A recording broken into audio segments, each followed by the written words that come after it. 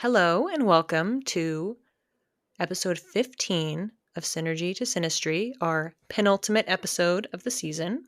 In today's episode, we're going to be talking about rituals. First, we'll define what is a ritual, why do people have them, so the benefits. How do we personally use rituals in our daily lives? What are the challenges of creating a ritual and maintaining it in your routine? And then how can you identify if a ritual is no longer serving you and has kind of run its course?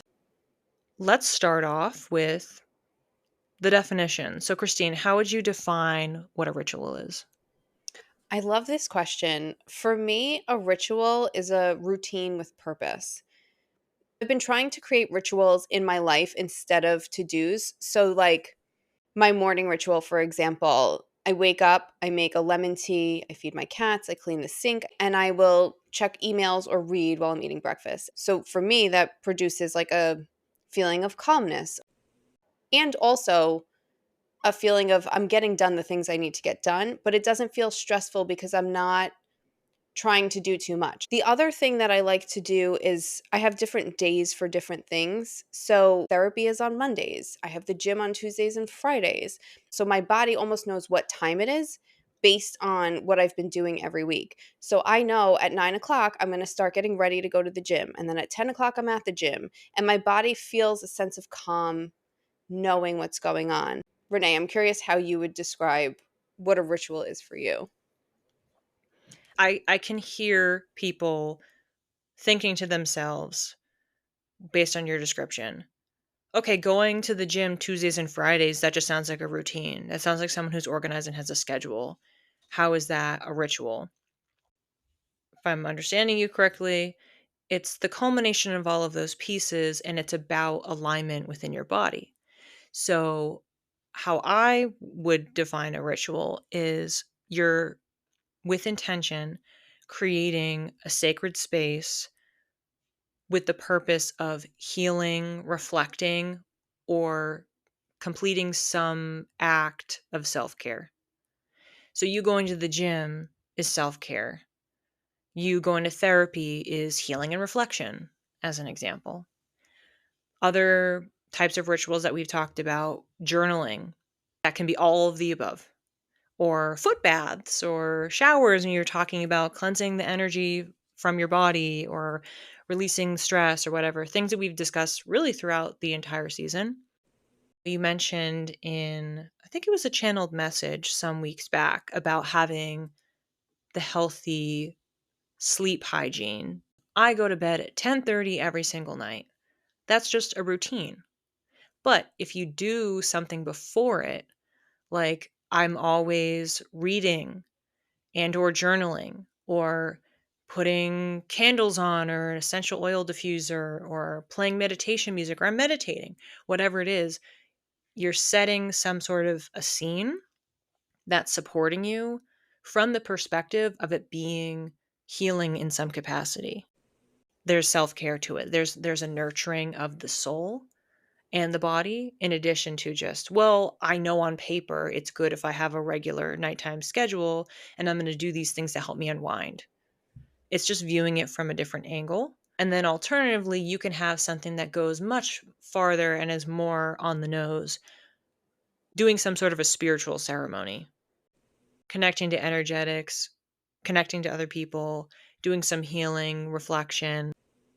Rituals can ground you by helping to release any sort of chaotic energy in your body, mind, muscles, wherever, and reset your intentions.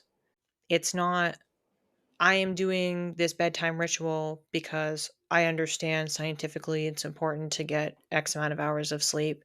And to facilitate that, I will do this.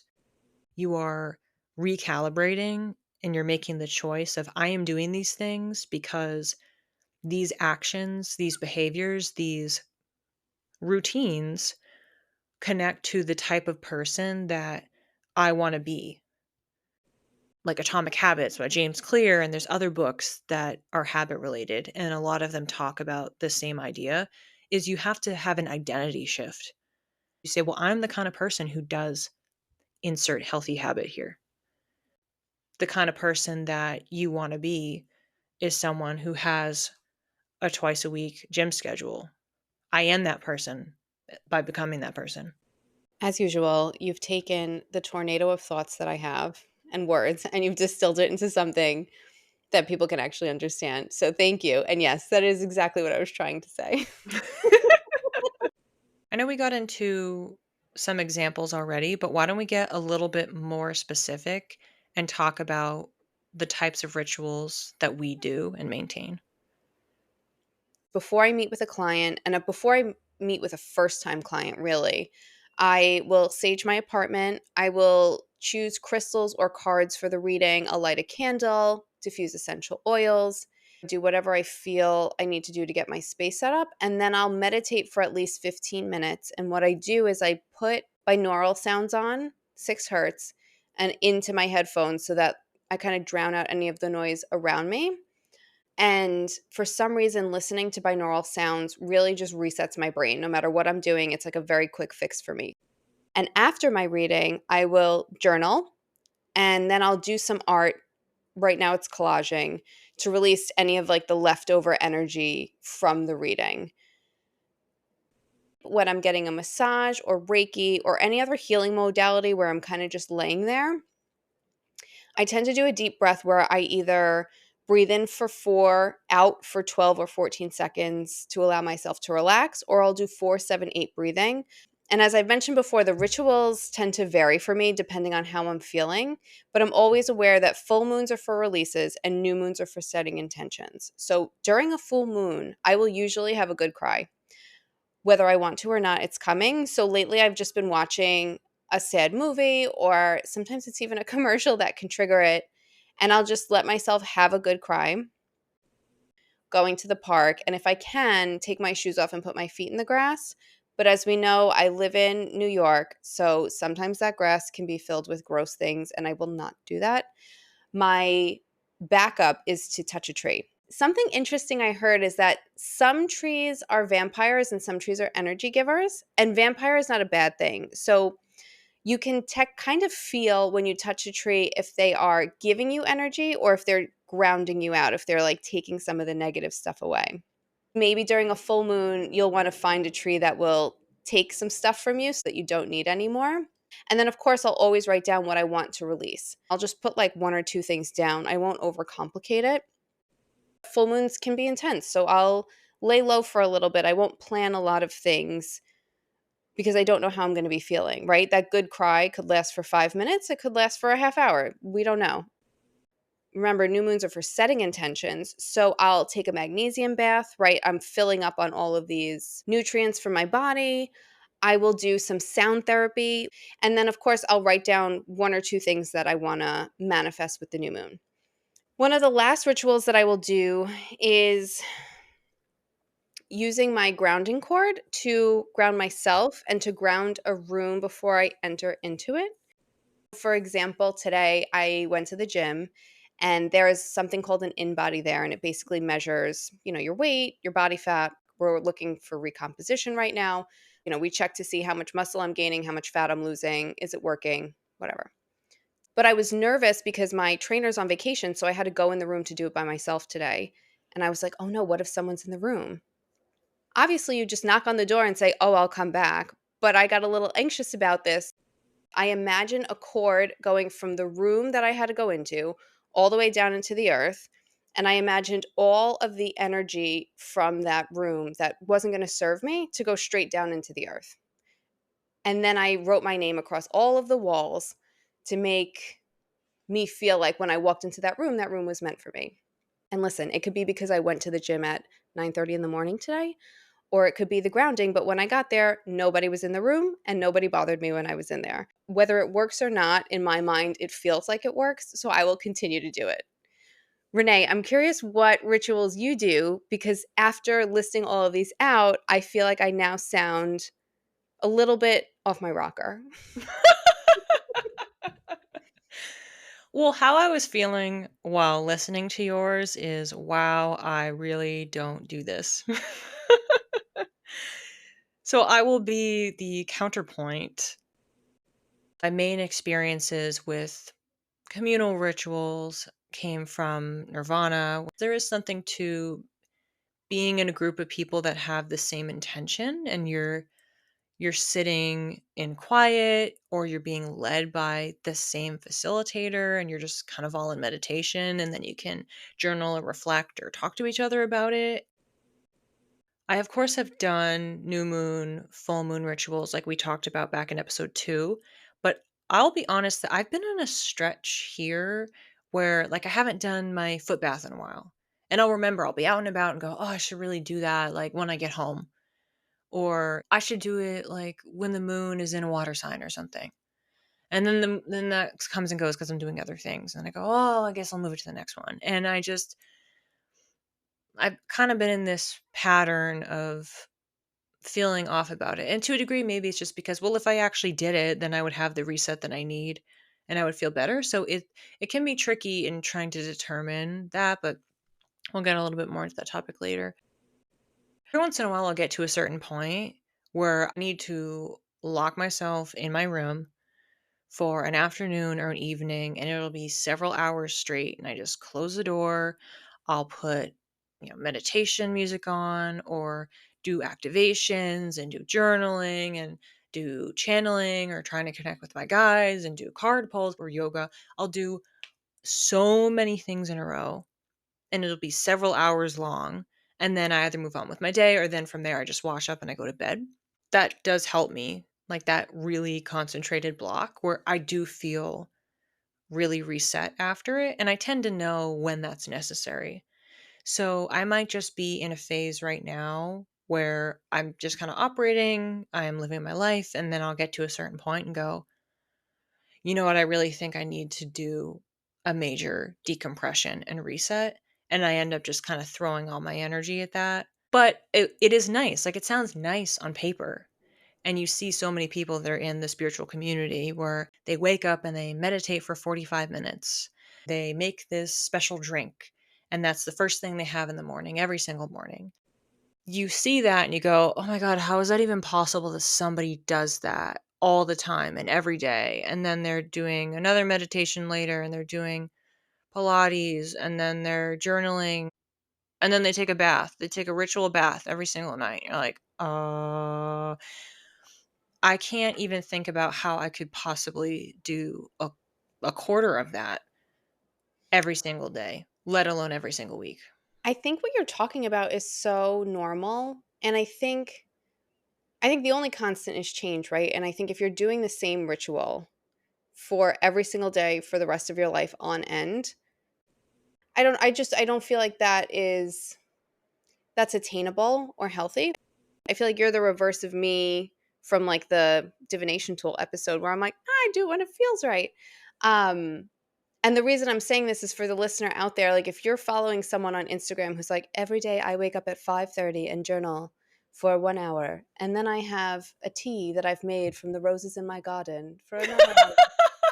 And I do that every day, and that is my secret. Like, that's not attainable, and I also question whether or not that's real. You know what I mean? Right. And you could just be in transition right now, and 3 months from now, you might find a routine that works for you. Maybe your ritual right now is to have no ritual.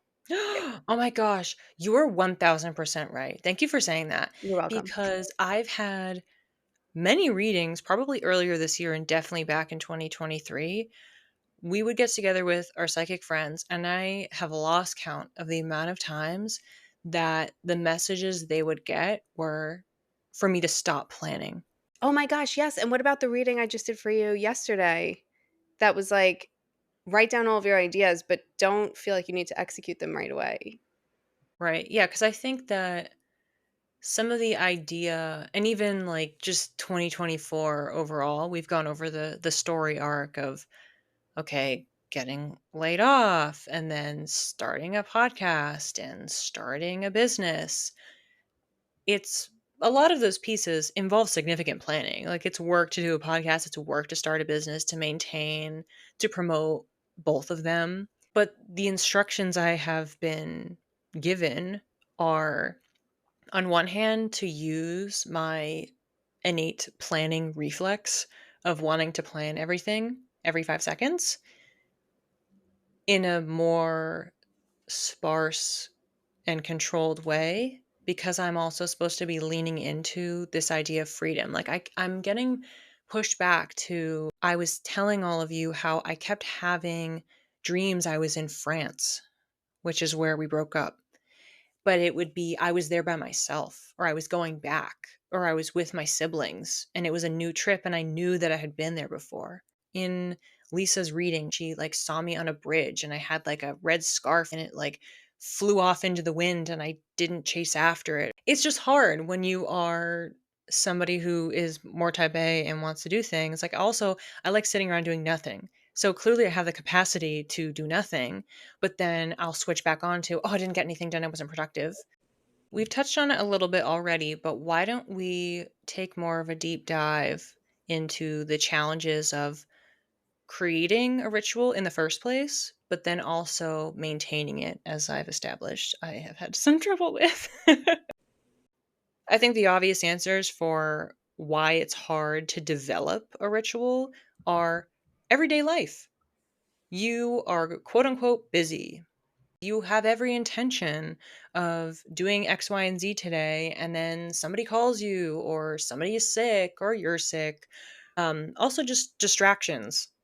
We can spend too much time on social media or focusing on current events and what's happening in the world, or getting sucked into other people's drama, or you have plans. You're going on a trip, you are getting together with people for lunch, and you've maybe overbooked yourself, so you just logistically don't have time. Also, you could have a lack of knowledge. Where do I start?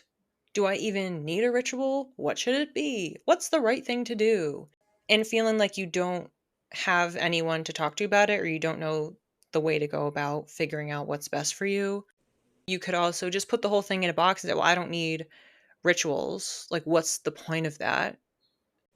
If it just feels too woo woo for you, we're like, oh, rituals, you're picturing like witches gathering around a cauldron, making a potion.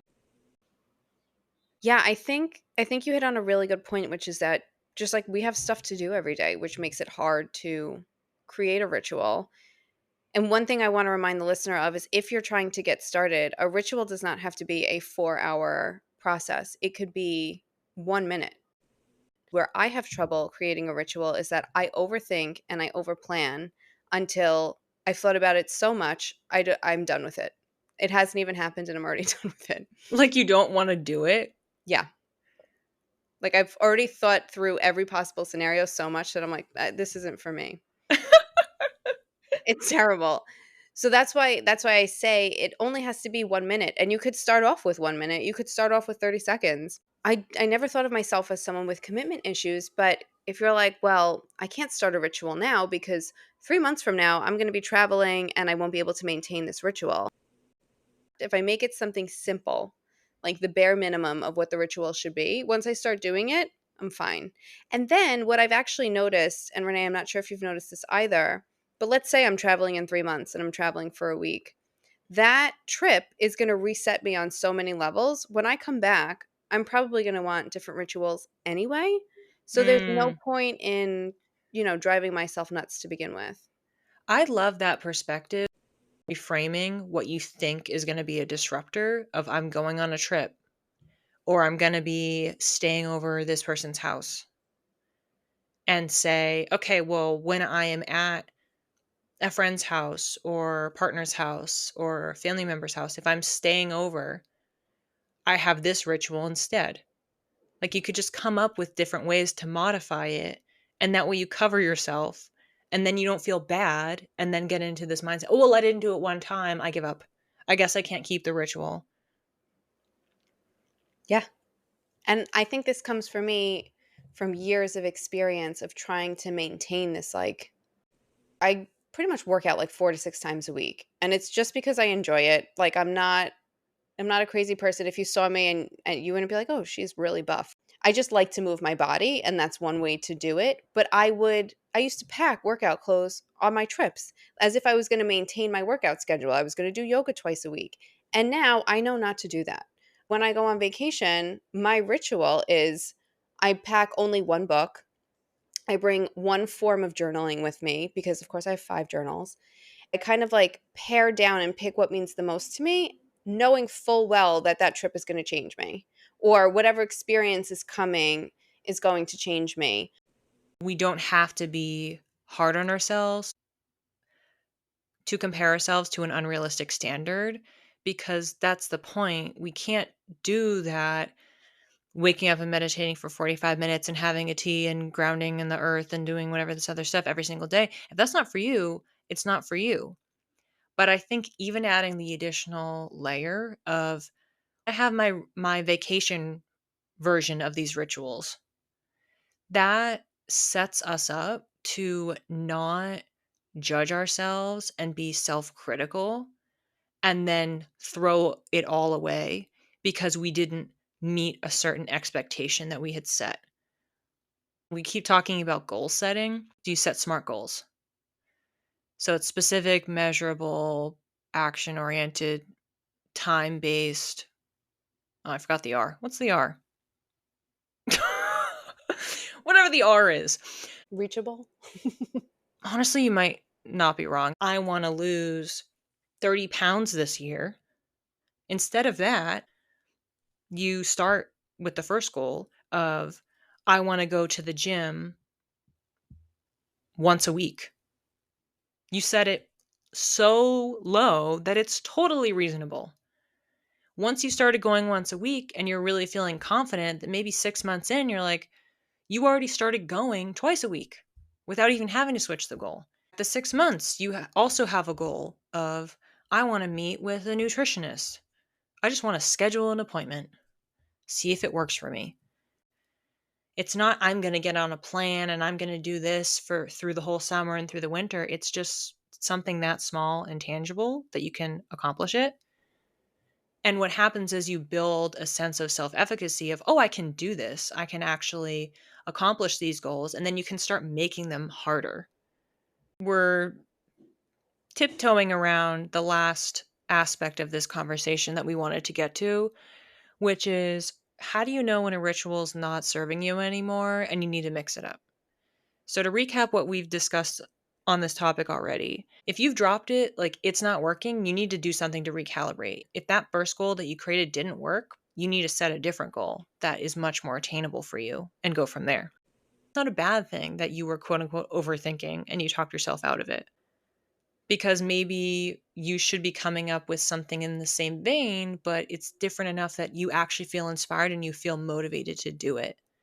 You need to have the self-awareness to pivot something so that you don't just drop off the bandwagon. Yeah, I tend to know that, like, a ritual is no longer serving for me when I dread it, when it doesn't make me feel good. I guess when it stops filling your cup is when I would say that you've outgrown your routine. So this actually makes me think back to our human design episode. If you go back to your human design, does this feel like success or does this feel like bitterness? I think that's for projectors for me. Does my ritual make me feel like I'm successful or do I feel bitter about it? And that's also like a quick way for you to get out of your head once you identify the feeling. Maybe what's happening is the reason that that ritual is falling away is because you don't need it anymore. Like maybe you outgrew it. You're ready to spiritually up level and do something a little bit different. And maybe you can't think of it yourself. And I've had that many a time. I get a lot of ideas just I'm sitting in meditation, I just got a pen and paper, or I just did yoga practice, or it happened to me the other day. I was just watching TV and just stuff flew right into my head. Let me go write that down. Being struck with that inspiration, but you can also just request the help. You can ask a spirit team, but you can also ask other people like around you. That's pretty practical. So if it's aligned for you at that time, and it is what you need to be nurturing you, then it will become that spiritual ritual versus some sort of a forced routine. For me, where this has manifested is I get into a habit of actually like over scheduling everything. I keep moving it in my schedule. I have moved this one thing for like 3 months. And then you either just start feeling bad about it and judging yourself, or eventually I might get to a certain point and just go, clearly I'm not going to do this. And I'm just going to get rid of it. In the meantime, of these last 3 months, I've maybe picked up something else. So I'm just going to stick with that instead because that's working. You should want to look forward to it.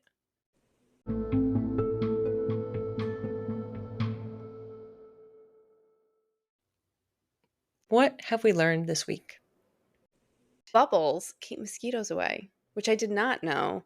I know that my mom, like, douses the yard in peppermint oil to keep the mosquitoes away. My sister just made a spray last night. Oh, so it does work. Okay. I can attest to that. But I thought the bubble thing was so much more whimsical and fun. Like just having a barbecue, putting on the bubble machine and having a good time without mosquitoes, but bubbles. Do they need to be special? Do you have to put something in the solution? No. I guess it's maybe soap deters them. I don't know. Because I think, Oh, isn't there something with like Irish Springs? Maybe that's for yes. ants. No, there is something with Irish Springs because it's like with certain critters, the smell repels them. It's so strong. Like, what are there peppermint scented bubbles or like lavender scented bubbles that we could? All right, Catnip. yeah, that's our idea. Everyone, cut this out. Um, but yeah, that's what I learned this week, Renee. What did you learn? I had a lot of technical issues. I would have to call the support line with one platform or another, and I would have to wait. Watching TV, we all know what I was watching, Vampire Diaries. So we finished the episode, and I went upstairs, and I sat down at my desk, and I saw they had this big congratulations on my monitor. I had an adrenaline rush. It's very common. You can Google it. And I started running around the house, yelling. And I was like, my website's up. My website is live. And I was like, I gotta text my mom. And I was so excited. Um, so the lesson, long and short, all things in divine order and timing. It's going to happen at the right time. You have to be patient. Just put in the work. If you're running into some obstacles like I was, you might be ready for something like a relationship, a job, moving, or whatever it is, but it doesn't mean that the conditions are right.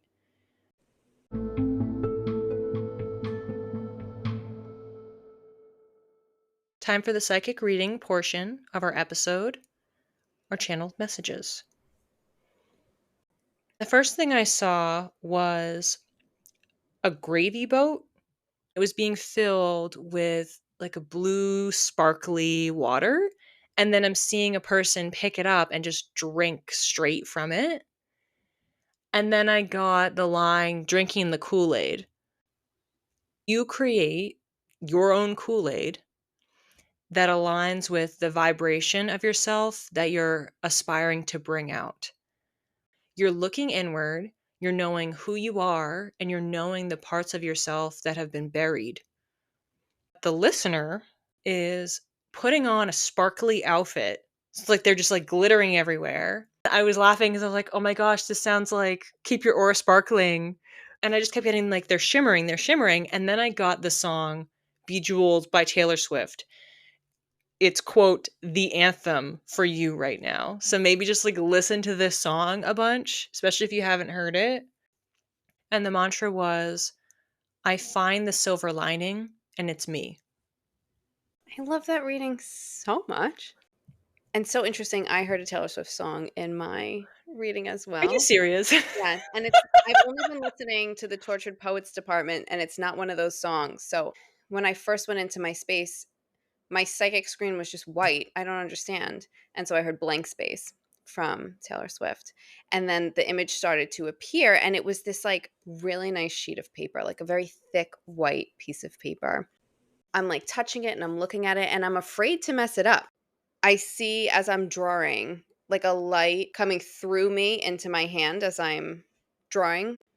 And it's just scribbles and doodles, but they end up looking so cool and it's so unique to me. And now I love and cherish this piece of paper. I'm not protecting it so much anymore. I want to show it off. And like I just needed to start with one line. I just put one line on the paper and I was like, okay, what feels good? And I started drawing. And if I don't like something, let's color over it. There's that perfectionist idea that you could keep adding and keep adding forever because you constantly think something is not perfect. But you set a timer, you create a space to create, and at the end of it, like that's what you made. I see like taking a break, going to have coffee, spending time with friends until you feel ready to start creating something new again. It's that ebb and flow of life. And I feel like that really genuinely talks to the episode today because Renee is in an ebb with her rituals and I'm in a flow right now. But there's going to come a point in time where I ebb and Renee flows. I have a trip coming up. After that trip is totally going to interrupt everything I have set up right now and I'm going to have to start again. But I'm going to take that break and then I'm going to create my ritual again once I come home. So the point of all of this is to say that you just have to start. And from a starting point, then you can decide, do I go left? Do I go right? And you can't hold on to a white piece of paper forever and never draw on it. The whole purpose is to draw on it. That is life, to create things and be messy. And the mantra that I got is I'm just taking the first step. And I feel like you keep repeating that to yourself. So I made the appointment. What's next? I go to the appointment. What's next? I listen to what the person has to say. What's next? I read over my notes. And you just keep building from there. And one day you're going to turn back and you're going to have a beautiful piece of art that you had just created, all because you just started.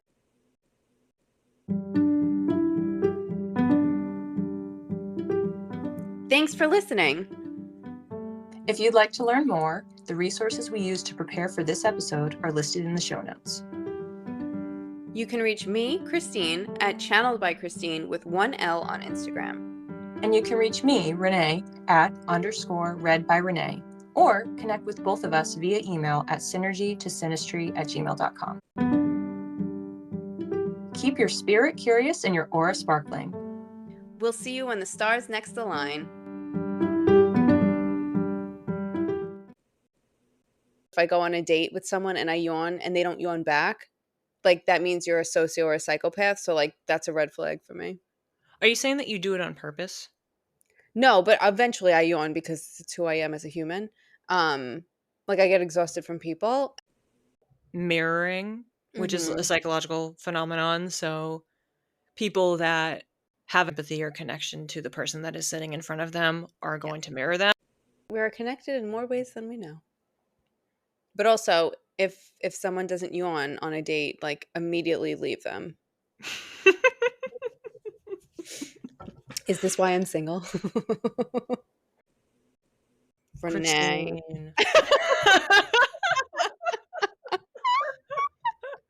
Okay, we're now becoming the same person.